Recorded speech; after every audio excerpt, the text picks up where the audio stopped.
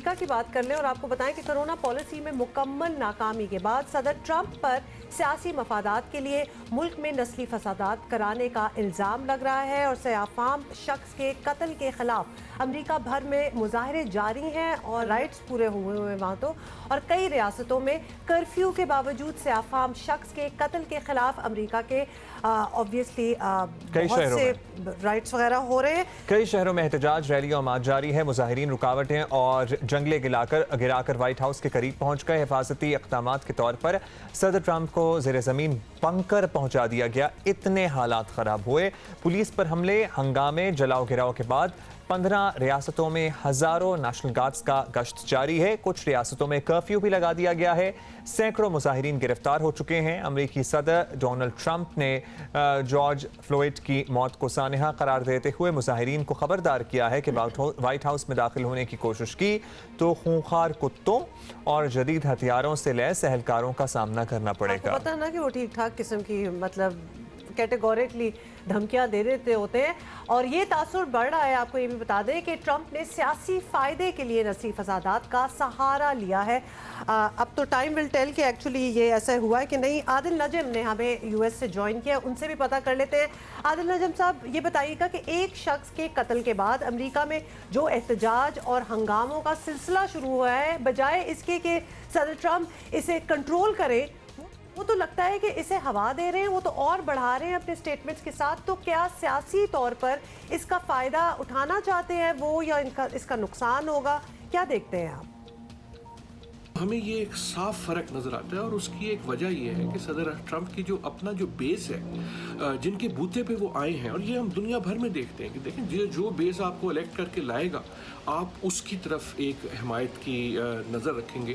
اور وہ جو ان کا بیس ہے، ان کے اپنی جو بلیف سیٹ ہے وہ ایسی ہے کہ جس کی وجہ سے اس قسم کی نسل پرستی کی جو گفتگو ہے وہ رائز پہ آتی ہے. تو یہ اگین یہ ایک ڈیوائیڈڈ سوسائٹی کی نشانی ہے. اور اگین میں یہ کہوں گا کہ یہ اس وقت ایک دنیا بھر کا ٹرینڈ ہے اور بہت تشویشناک ٹرینڈ ہے کہ دنیا بھر میں ہمیں ایک ڈویژن کی، توڑ کی سیاست نظر آتی ہے. اور جہاں بھی ڈویژن کی سیاست ہوگی، اگلا عمل جو ہوگا وہ تشدد کا ہی ہوگا. آپ ڈیوائیڈڈ سوسائٹی کی بات کر رہے ہیں. عادل صاحب، صدر ٹرمپ پر 2016 میں بھی یہ الزام تھا کہ وہ وائٹ سپریمیسی کو فروغ دیتے ہیں، نسل پرستی کو غلط نہیں سمجھتے. اس کے باوجود وہ جیتے، لوگوں کی توقعات کے برعکس جیتے. اب آنے والے الیکشن میں اس طرح کا دھبا ان پر لگے بھی تو اس سے کوئی فرق پڑے گا آپ کو لگتا ہے؟ کیونکہ پچھلے الیکشن کے نتائج تو ہم سب کے سامنے ہیں. امریکہ میں جو اس وقت ہو رہا ہے وہ ایک بکھری ہوئی ایک ڈیوائیڈڈ سیاست کی علامت ہے. اور اس وقت ہمیں یہ بکھری ہوئی ڈیوائیڈڈ سیاست جو ہے دنیا بھر میں نظر آتی ہے. اور صدر ٹرمپ جو ہیں وہ خصوصاً اس بکھری ہوئی ڈیوائیڈڈ سیاست کے نتیجے میں آئے ہیں. تو وہ ان کا جو ہمیں عمل نظر آ رہا ہے وہ وہی نظر آ رہا ہے جو پہلے بھی پچھلے 3 سال میں نظر آیا ہے. اور وہ یہ ہے کہ وہ اس پہ آگ ڈالتے ہیں کیونکہ ان ڈیوائیڈڈ سیاست سے ہی وہ پیدا ہوئے ہیں، اس کی وجہ سے پیدا ہوئے ہیں. ان کی جو سپورٹ بیس ہے، ان کے جو حمایتی ہیں، وہ بھی اس ڈیوائیڈڈ سیاست کی وجہ سے آتے ہیں. تو یقیناً جو ہمیں اس وقت بہت ہی تشویشناک صورتحال نظر آ رہی ہے امریکہ میں، وہ اس ڈیوائیڈڈ سیاست کی ایک علامت ہے. یہ ہم نے پہلے بھی دیکھا. یہ صرف ہم نے خصوصاً دیکھا ہم نے نسلی مسائل پہ، خصوصاً جس کو وائٹ سپریمسسٹ کہتے ہیں، ان کی رائز کی وجہ سے. لیکن یہ صرف اس کی وجہ نہیں ہے، ہمیں ہر چیز میں یہ نظر آتا ہے.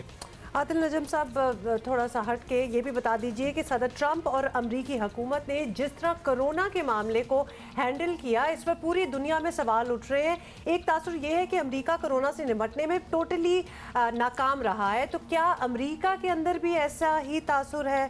یہ بتائیے.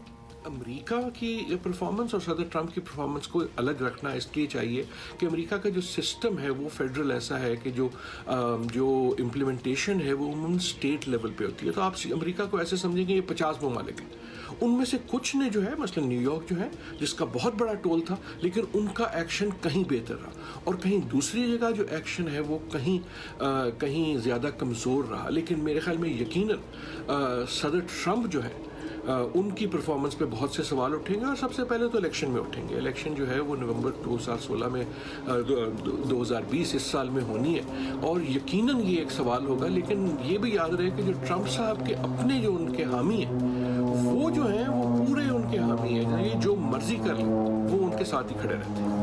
लेट्स सी क्या होता है। नवंबर 2020 में अमरीकी सदारती इंतखाब भी है, क्या इसका असर जो है उसमें नज़र आता है, और पर्टिकुलरली कोरोना वायरस से किसी भी हुकूमत ने किस तरह से इसको हैंडल किया, और उनके हामियों ने जो जिन रियासतों में सदर ट्रंप के हामी गवर्नर्स तैनात हैं उन रियासतों का क्या रिएक्शन रहा, उस पर भी सवालात थोड़े उठेंगे। से कंपैरिजन्स होने चाहिए और ऑब्वियसली वोटिंग ईयर है तो उसके बाद ही वोट्स किए जाएं।